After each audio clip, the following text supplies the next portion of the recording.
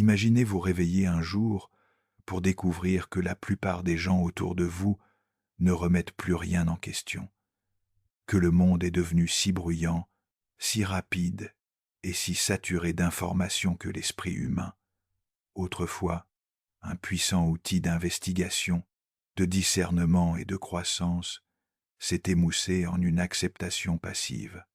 Musique, pensez-y. Pensez à ce qui arrive à une société où la pensée critique disparaît, où la capacité à raisonner, défier et réfléchir est remplacée par des réactions instantanées, des opinions superficielles et des chambres décollectives. Dans cette vidéo, nous allons révéler la vérité troublante derrière la disparition de la pensée critique et la dangereuse montée de ce que certains philosophes appellent désormais la stupidité collective. Un phénomène où des masses de personnes adoptent une pensée superficielle, acceptent aveuglément des récits et abandonnent leur indépendance intellectuelle sans même s'en rendre compte. Et à la fin de ce voyage, nous révélerons la vérité la plus puissante et la plus urgente de toutes, celle qui pourrait déterminer si nous reprenons possession de nos esprits ou si nous les perdons entièrement au profit d'un système conçu pour nous maintenir confortablement engourdis. Mais avant de plonger en profondeur, prenez un moment pour vous abonner à la chaîne, laissez votre like et partagez vos pensées dans les commentaires. Le contenu que vous êtes sur le point de vivre pourrait défier vos perceptions et même ébranler les fondements mêmes de votre vision du monde. Partagez cela avec ceux qui osent penser et qui croient encore que la vérité vaut la peine d'être cherchée. Commençons par une vérité inconfortable.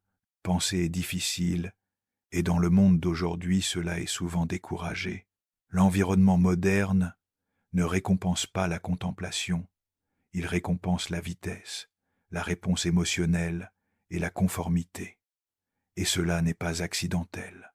Des algorithmes qui vous servent seulement ce que vous voulez entendre aux systèmes éducatifs qui privilégient la mémorisation à l'exploration. La société nous conditionne activement à nous éloigner de la pensée critique. Le philosophe Noam Chomsky nous en avertit il y a des décennies dans son analyse des médias et de la propagande. Il a expliqué comment les structures de pouvoir reposent sur ce qu'il appelait la fabrication du consentement. En d'autres termes, quand les gens sont entraînés à consommer sans questionner, à accepter sans comprendre, ils deviennent faciles à gérer et encore plus faciles à tromper. La pensée critique, autrefois considérée comme une compétence humaine fondamentale, est désormais vue comme gênante. Elle entrave la culture de l'indignation, elle ralentit les débats en ligne, elle défie les idéologies, elle ose demander « est-ce vraiment vrai ?» Et dans un monde obsédé par le fait d'avoir raison, simplement poser cette question est perçu comme dangereux. Mais comment en est-on arrivé là? Le problème est profond. L'un des principaux moteurs est la surcharge informationnelle que nous subissons tous quotidiennement. Selon le neuroscientifique Daniel Lévitin, la personne moyenne traite aujourd'hui 5 fois plus d'informations par jour qu'il y a seulement quelques décennies. Nous sommes bombardés de notifications, de messages, de breaking news, d'opinions, de publicités et de mises à jour à chaque instant, éveillés. Nos cerveaux n'ont pas été conçus pour ce type d'entrée. Quand le cerveau est submergé, il prend des raccourcis. Il commence à s'appuyer sur des habitudes mentales, des biais cognitifs et la pensée de groupe pour naviguer dans la complexité. Plutôt que d'évaluer les idées de manière critique, il cherche des indices chez les autres, surtout chez les pairs, les influenceurs ou les autorités perçues. Cela s'appelle la preuve sociale. Et bien que ce soit un mécanisme de survie naturelle, il peut être facilement manipulé. Pensez à la fréquence à laquelle vous avez vu un post en ligne avec des milliers de likes et de commentaires et avez supposé qu'il devait être vrai ou important. Ce n'est pas la raison qui parle, c'est un raccourci psychologique, Et c'est l'une des raisons pour lesquelles la stupidité collective se propage si facilement. Non pas parce que les gens sont inintelligents, mais parce qu'ils sont conditionnés à suivre des signaux au lieu de raisonner. Une autre tendance troublante est le déclin de la lecture, surtout de la lecture profonde. La neuroscientifique Marianne Wolf décrit comment nos cerveaux sont recablés par les médias numériques. Nous survolons davantage, sautons d'un onglet à l'autre et avons du mal à maintenir l'attention sur des textes plus longs. Mais voilà le piège. La pensée critique nécessite une attention soutenue. Vous ne pouvez pas analyser, réfléchir ou véritablement comprendre si votre durée d'attention est constamment fragmentée. Demandez-vous quand avez-vous lu pour la dernière fois un article entier sans vérifier votre téléphone? Quand avez-vous pour la dernière fois fait une pause après avoir entendu quelque chose de provocateur pour penser plutôt que réagir? Ces petites habitudes, autrefois courantes, disparaissent. Musique. Le regretté Carl Sagan, l'un des grands esprits du XXe siècle, nous avertissait. Nous vivons dans une société excisément dépendante de la science et de la technologie, dans laquelle presque personne ne sait rien sur la science et la technologie. Sa préoccupation n'était pas seulement l'ignorance, mais l'érosion de la capacité à penser critiquement au système dont nous dépendons. Dans un monde rempli d'opinions, de hot takes et de guerres idéologiques, la plus grande rébellion est l'acte tranquille de penser clairement. Mais le problème n'est pas seulement technologique ou éducatif, il est aussi émotionnel. La pensée critique est inconfortable. Elle nous force à admettre que nous ne savons pas tout. Elle défie nos égos. Elle peut nous mener à une dissonance cognitive où nos croyances entrent en conflit avec de nouvelles preuves. Et dans une culture qui valorise la certitude, la confiance musique et l'identité par-dessus tout, cela est profondément menaçant. Alors, au lieu de penser, nous défendons, nous nous retranchons dans nos tribus, nous répétons des mantras, nous annulons, nous évitons, nous mémorisons des slogans au lieu de nous engager dans un dialogue dialectique, le genre de dialogue socratique honnête qui a alimenté l'évolution philosophique pendant des millénaires. Ce que nous observons maintenant n'est pas seulement un déclin de la pensée, c'est un changement social vers la paresse mentale.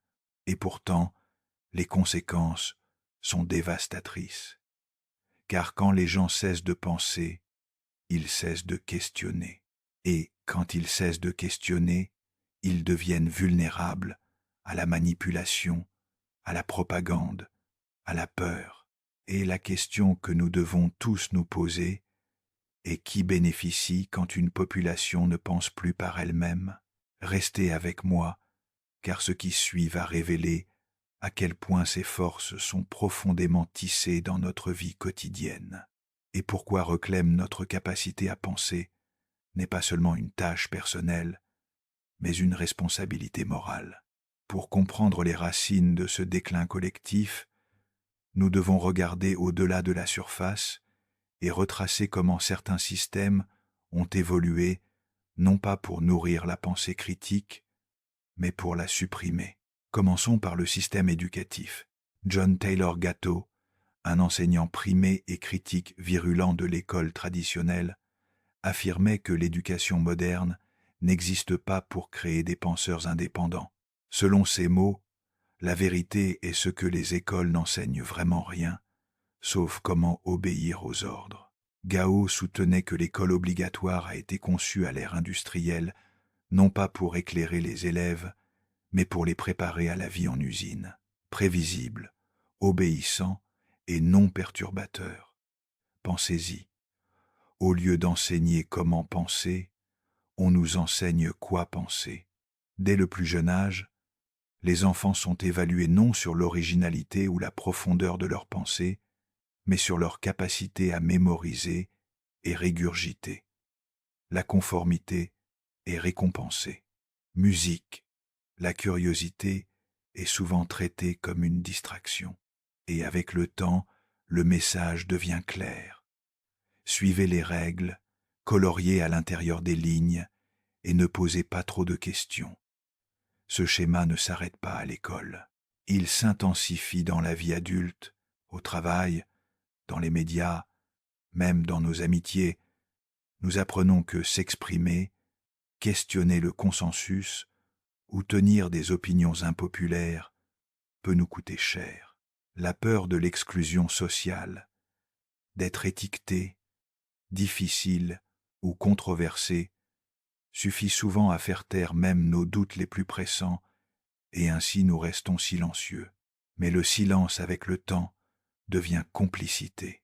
Le psychologue Erich Fromm l'a observé dans son livre « L'évasion de la liberté », où il expliquait comment beaucoup de gens veulent secrètement abandonner leur liberté de penser, car la vraie liberté s'accompagne de responsabilités. Musique, et la responsabilité peut être terrifiante. Penser par soi-même signifie que vous ne pouvez plus blâmer les autres pour votre ignorance. Vous ne pouvez plus trouver du réconfort dans la foule. Vous devez affronter l'incertitude de la vérité. Et pour beaucoup, cela est un fardeau trop lourd. Alors, au lieu de cela, nous choisissons le confort, nous choisissons la distraction, nous choisissons la simplicité plutôt que la complexité. Et ce faisant, nous devenons plus faciles à contrôler.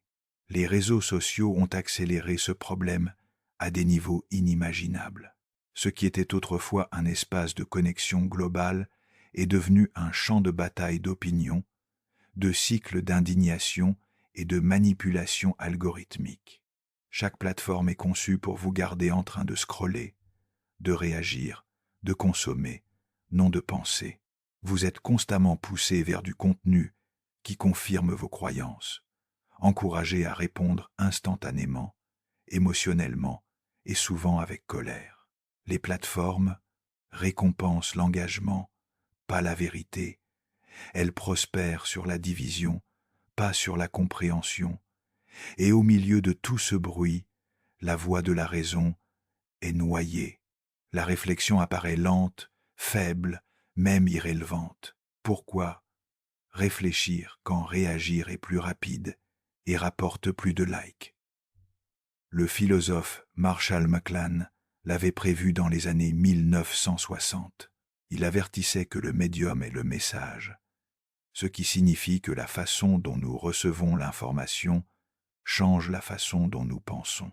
Les médiums d'aujourd'hui encouragent la vitesse plutôt que la profondeur, l'indignation plutôt que la nuance et la certitude plutôt que l'humilité.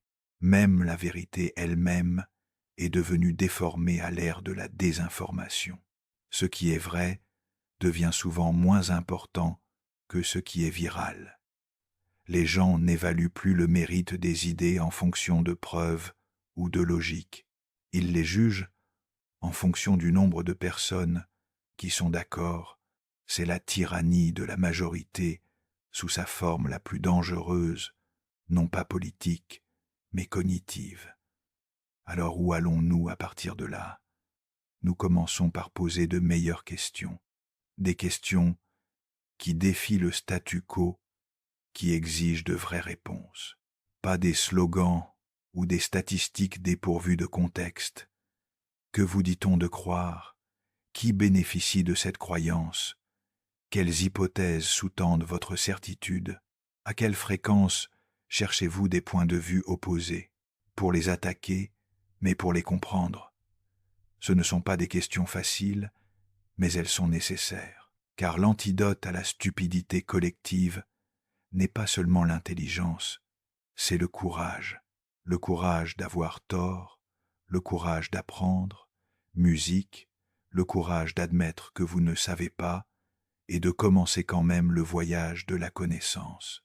Socrate, l'un des premiers champions de la pensée critique, affirmait célèbre que la seule vraie sagesse est de savoir que vous ne savez rien.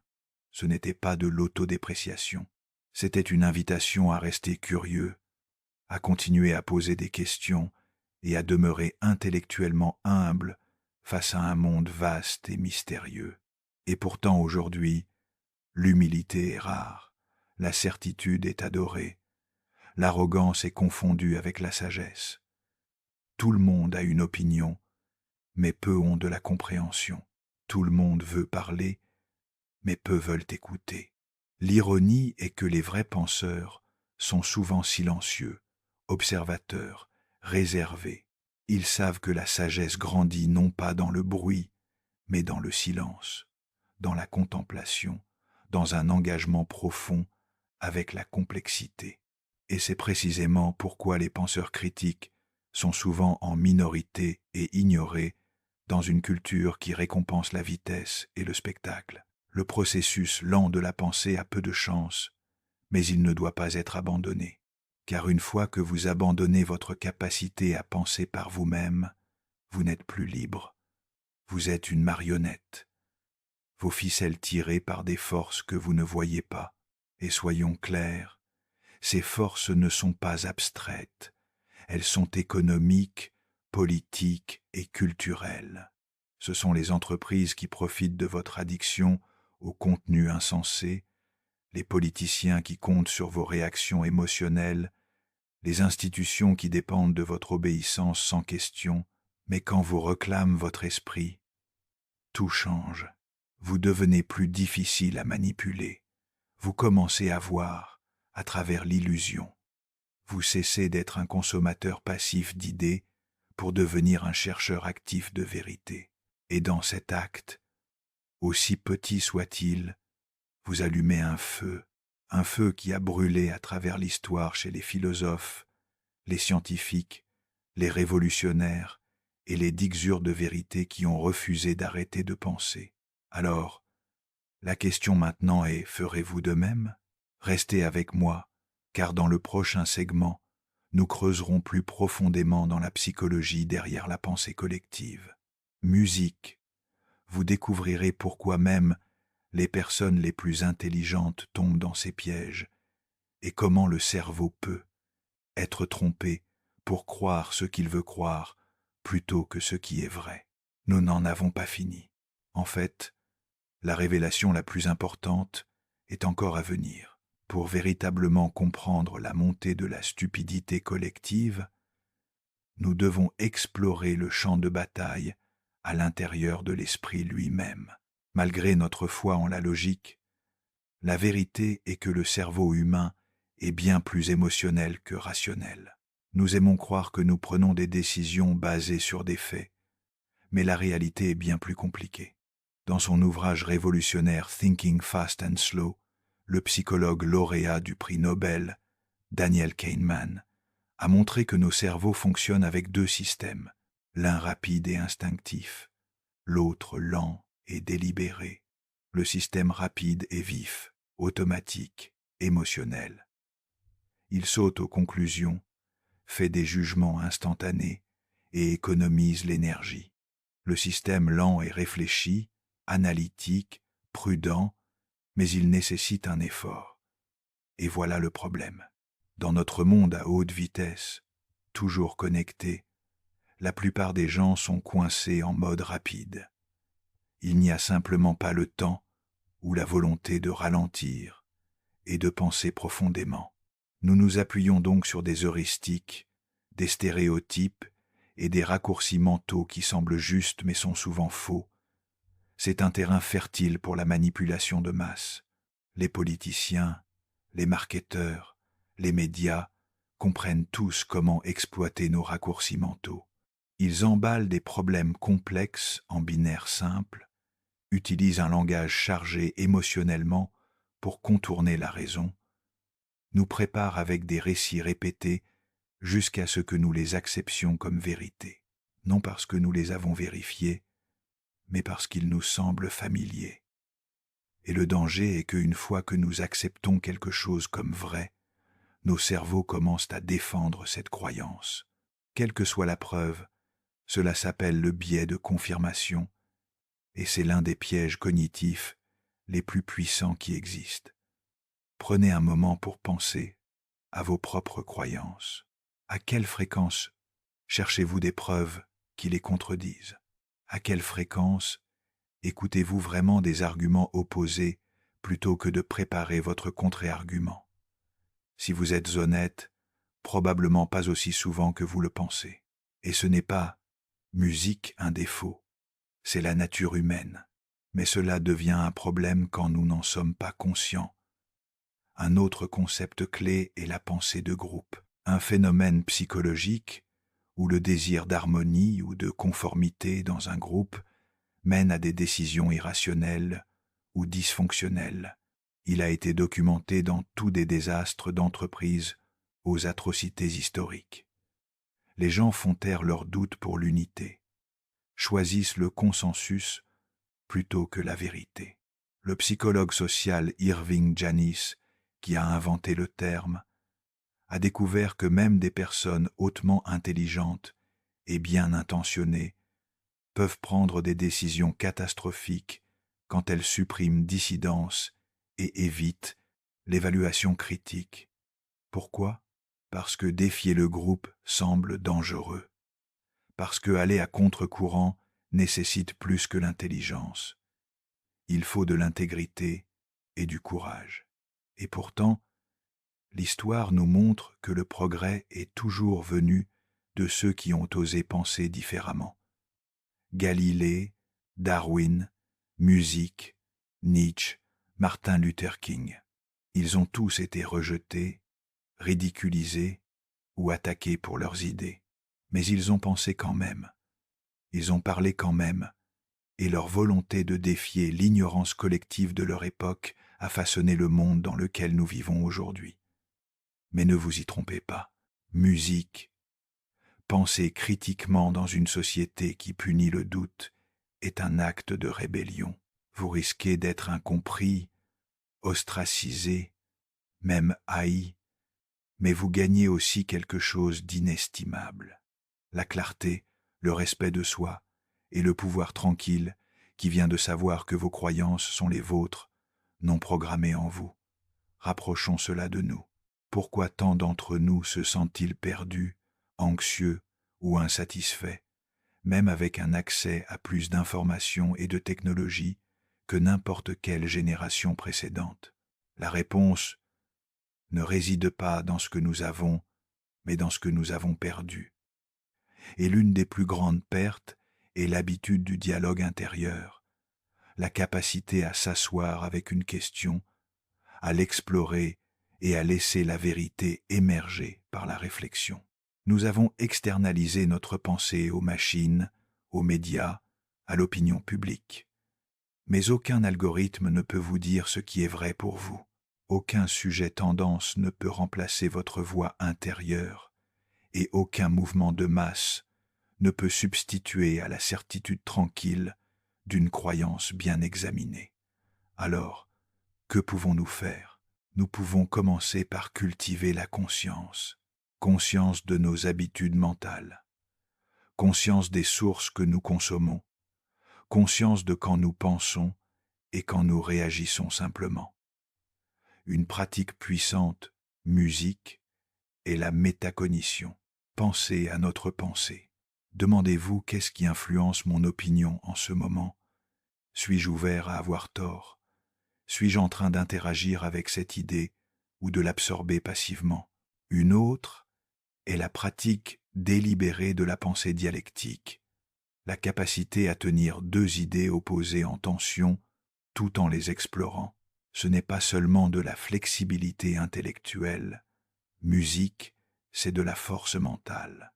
Cela vous permet d'aller au-delà des binaires, au-delà de nous contre eux et d'entrer dans le domaine où nie la vraie compréhension.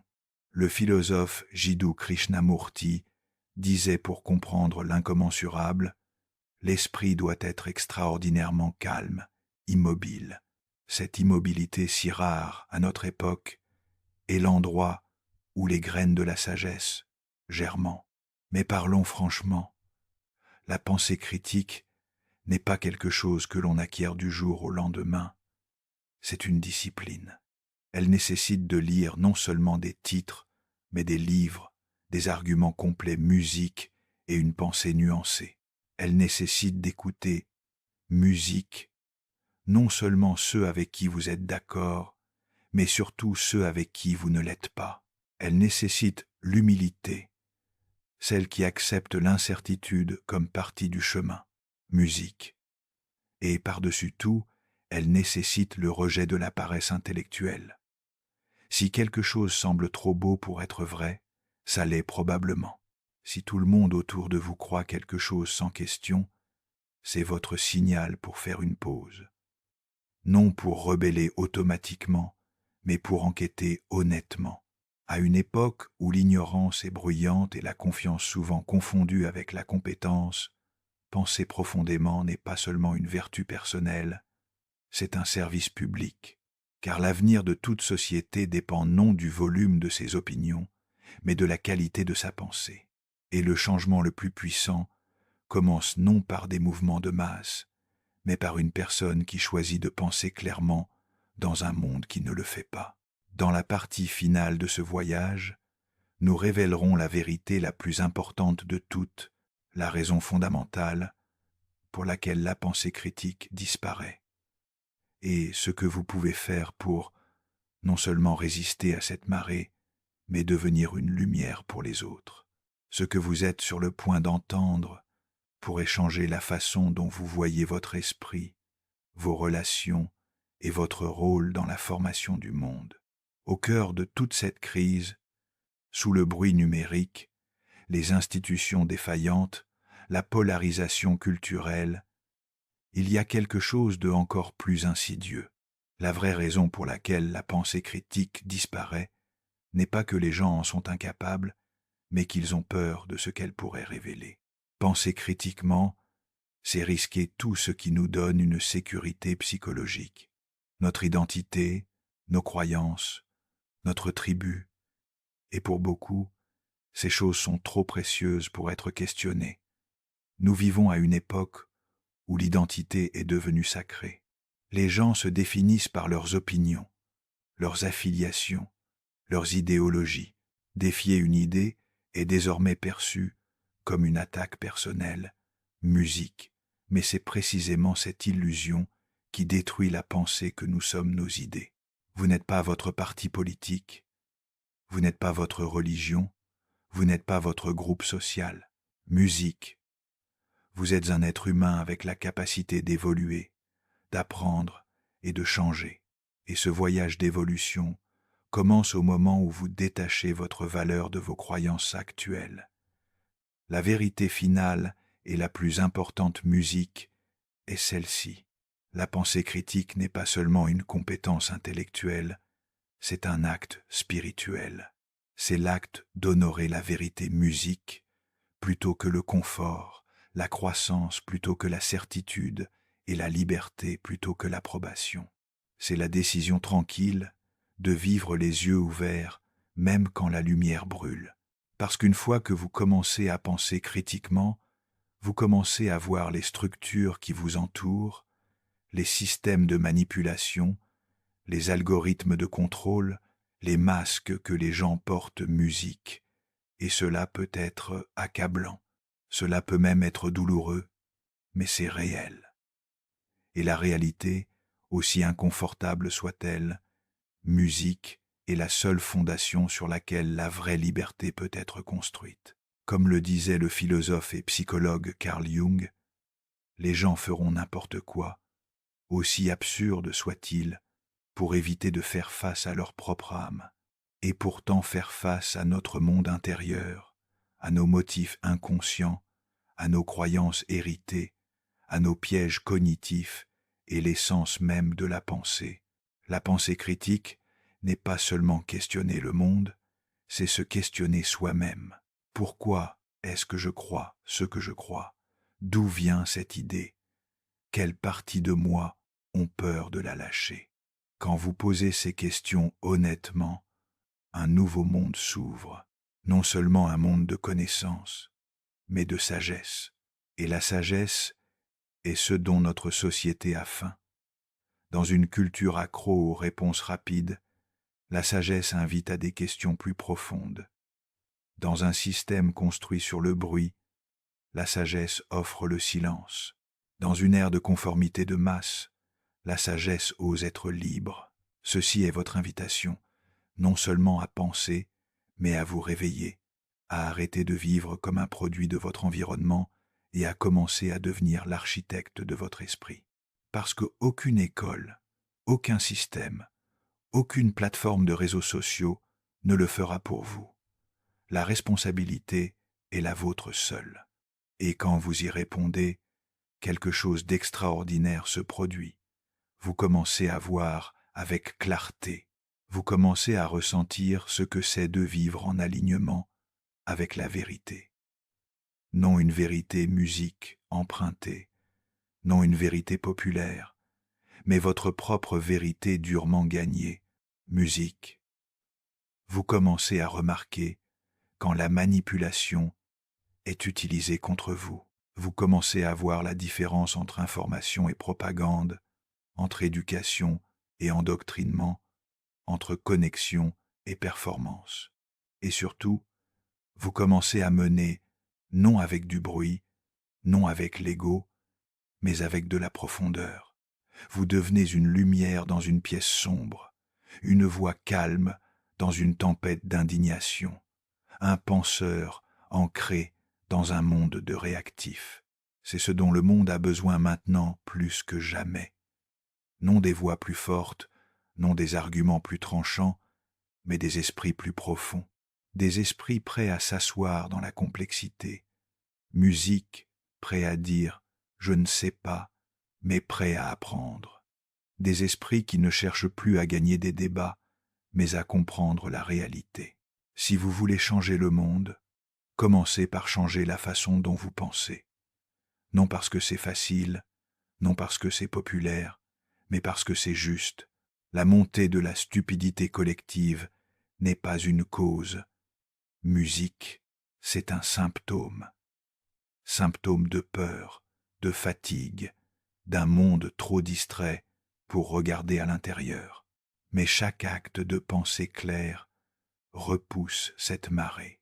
Chaque moment où vous faites une pause pour réfléchir au lieu de réagir, chaque fois où vous posez une question au lieu d'assumer la réponse, chaque fois où vous choisissez la clarté plutôt que le confort vous réclame votre pouvoir.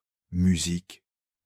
Alors que nous terminons ce voyage, souvenez-vous, musique, la chose la plus révolutionnaire que vous puissiez faire en ce moment, n'est pas de crier, de vous conformer ou de répéter, mais de penser. Laissez les autres somnambuler à travers des slogans et des écrans. Laissez-les échanger leur liberté contre la validation, mais pas vous.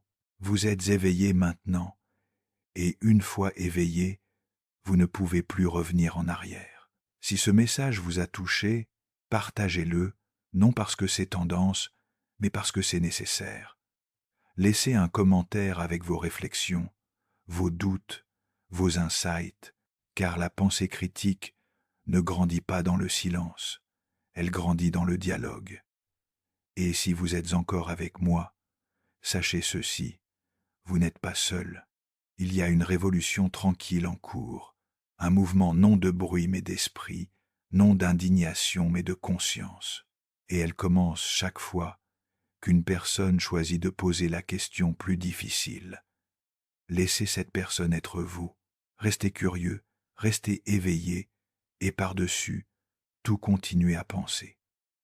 Merci d'avoir regardé.